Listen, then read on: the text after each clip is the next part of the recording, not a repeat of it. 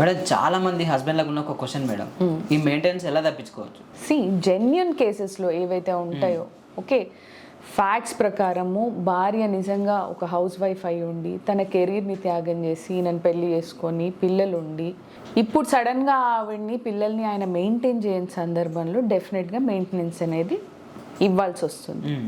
లేదు, భార్య intentionally harass చేయడానికి ఆమెకు ఉద్యోగం ఉన్నా మానేసి మెయింటెనెన్స్ కేసు వేసింది అనుకోండి, that's a different case. So court ఏం చేస్తుంది అని అంటే, లెటస్ సే ఒక 50,000 రూపాయలు అనుకుందాం ఆయన జీతం, లేదు అంటే ఒక 1,00,000 రూపాయలు అనుకుందాం.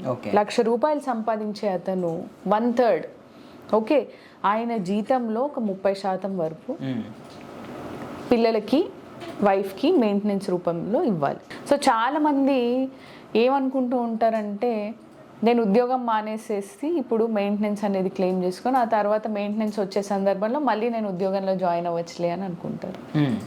ఓకే, అది చాలా తప్పు. కొన్ని సందర్భాల్లో భర్తలు ఏం చేస్తున్నారు అని అంటే, వాళ్ళు జాబ్ మానేసి నేను జాబ్ లాస్ అయ్యాను, నేను ఇప్పుడు మెయింటెనెన్స్ కట్టే పరిస్థితిలో లేను అని. ఓకే, మీరు ఇవాళ మెయింటెనెన్స్ ఇవ్వలేను అని అంటే ఒప్పుకోదు. మీ సర్వైవల్కి మీరు ఏదో ఒక ఉద్యోగం చేయాల్సిందే. ఆ చేసిన దాంట్లో 1/3 భార్యకి ఇవ్వమని అంటారు.